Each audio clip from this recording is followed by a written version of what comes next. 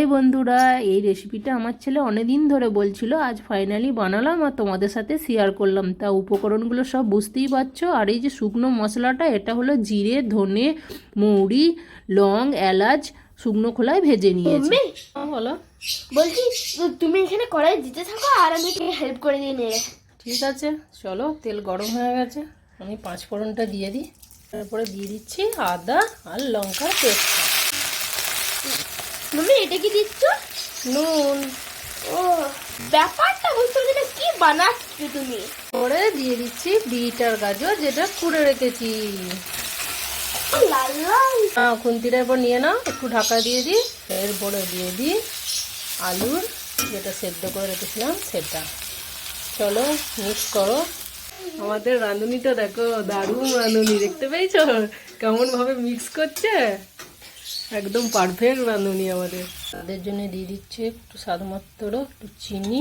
পরে দিয়ে দেবো ভেজে রাখা মশলাটা, ভেজে রাখা বাদাম। সেভাবে মিক্স করে নিলাম, আমার পুর একদম রেডি। মনে হচ্ছে তুমি চপ বানাচ্ছ। না, চপের কি দেখে মনে হচ্ছে চপের পুর করেছি? লাস্ট পর্যন্ত দেখতে হবে, তোমাকেও দেখতে হবে, যারা আমাদের ভিডিওটা দেখবে তাদেরকেও দেখতে হবে, তবেই তারা বুঝতে পারবে। এই দেখো পুরটা নিয়ে চলে এসেছি, জুড়িয়ে গেছে। এরপরে দেখো রেডি করার জন্য টোস্ট পাউডার, আর এইটাতে আছে ময়দা 2 চামচে, শুকনো ময়দা। এটা শুকনোই থাকবে। তো কিভাবে আমি করছি সেটা দেখো, তোমাদেরকে দেখাবো। তো সবার আগে এটাকে আমি আগে জল দিয়ে দেখো, এটাকে আমি একটু হাতে করে নেবো, নিয়ে দেখো লম্বা আকৃতির করে একটা শেপ দিচ্ছি। আমি বুঝতে পেরেছি। বুঝতে পেরে গেছিস? হ্যাঁ ঠিক আছে। তো দেখো আমার সব বানানো হয়ে গেছে, শেপ রেডি। মাম্মি, এবার আমি বলবো আর তুমি আমাকে দেখে দেখে যেমন করে বলছি সেরকম করে করবে। ঠিক আছে, বলো কি করবো এরপরে আমি? প্রথমে এটাতে ভালো করে এইগুলো মাখিয়ে নাও। আচ্ছা, এইটাতে দেবো? ঠিক আছে, এমনি করে মাখিয়ে নিলাম। এবার এইটা দাও। আচ্ছা, এতে দিয়ে দেবো? হ্যাঁ, দিয়ে এটাও ভালো করে মাখিয়ে নাও। পরে দিয়ে এতে দাও, এতে। আচ্ছা, ছেড়ে দাও। এবার কি হবে?